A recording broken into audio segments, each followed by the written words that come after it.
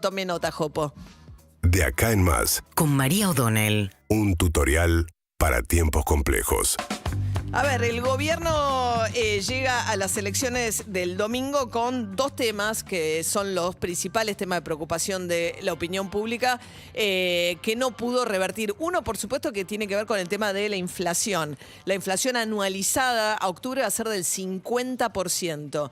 Y hay algo interesante, porque durante toda la campaña se discutió que el plan Platita, a raíz de que Daniel Goyán, candidato del Frente de Todos en la provincia de Buenos Aires, que uno de los candidatos a diputados, exministro de Salud de Kicillof, dijo: una señora me dijo, con platita en el bolsillo esto hubiese sido distinto. Y a partir de ahí empezó toda la acusación de la oposición de que el gobierno empezó a emitir irresponsablemente dinero para financiar el plan Platita y revertir la derrota de las PASO en las elecciones generales del domingo. La verdad es que si uno ve qué pasó desde las PASO hasta ahora, no hubo tal plan Platita. En realidad lo que pasó fue una emisión que significó la expansión del gasto significó el 0,5% del PBI. Mucho menos de lo que había pedido Cristina Fernández de Kirchner en aquella carta que le manda a Alberto Fernández después de la derrota en las PASO. En parte justamente porque una de las preocupaciones de Guzmán es que en este contexto inflacionario las posibilidades son como muy finitas y hay que tener mucho cuidado. Ya estás en una inflación del 50%. Entonces al final no hubo ni un nuevo IFE, el ingreso familiar de emergencia, se suponía que iba a haber una nueva cuota. Muchos de los planes terminaron reducidos finalmente a inyectar un poco más de dinero, pero de manera bastante más prudente, por lo menos lo que pide un sector importante del kirchnerismo. ¿Por qué?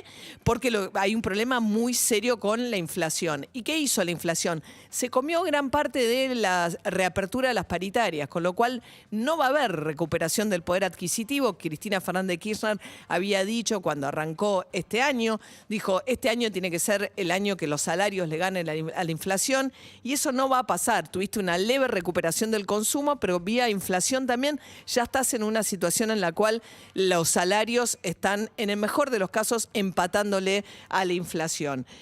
No vas a tener tampoco repunte de jubilaciones que van a perder por cuarto año consecutivo también contra la inflación. Y en este contexto, después de 4 años además, en esta situación la gente va a ir a votar con otra preocupación que se revivó ahora en el conurbano, donde es muy delicado el asunto de la inseguridad, que tuvo que ver con el crimen del kiosquero de Ramos Mejía, que vuelve a poner además en escena las internas del gobierno, los desatinos de los cruces con un Sergio Berni que salió a justificar la represión sobre los que habían ido a protestar frente a la comisaría 2, diciendo que había peligro de incendio en la comisaría, cosa que no se verifica para nada.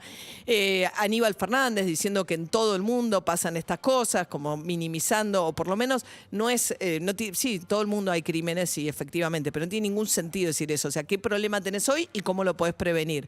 Y empiezan también las posturas punitivistas de que hay que subir la edad de imputabilidad, que hay que subir las penas, todas políticas que tampoco han dado ningún resultado en términos de, hablábamos hace un ratito con Leandro Alperín, que es un especialista en estos temas, nos contaba que la población carcelaria en la Argentina en los últimos 10 años se duplicó. Y lo que tenés es un problema de reincidencia tremendo en las cárceles. De hecho, el acusado del crimen del kiosquero había salido en libertad en agosto del año pasado después de haber cumplido una condena de casi 6 años por robo a mano armada. Y como suelen ser estos casos, salen, reinciden y reinciden con un homicidio, que es la muerte del kiosquero.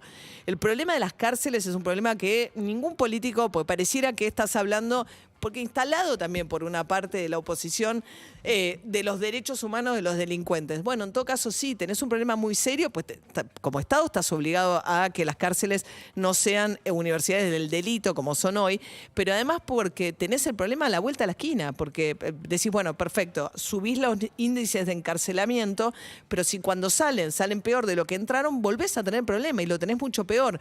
Con lo cual, si no se dedican a tener realmente una política seria y responsable respecto a las cárceles, después puede discutir el accionar de la policía en la prevención, las cámaras en la matanza, sobre todo que el problema de la educación es un problema muy serio, sobre todo por los niveles de inequidad. La mayoría de los que entran a las cárceles son jóvenes que, nos contaba recién Leandro Alperín, el 65% tienen la primaria incompleta.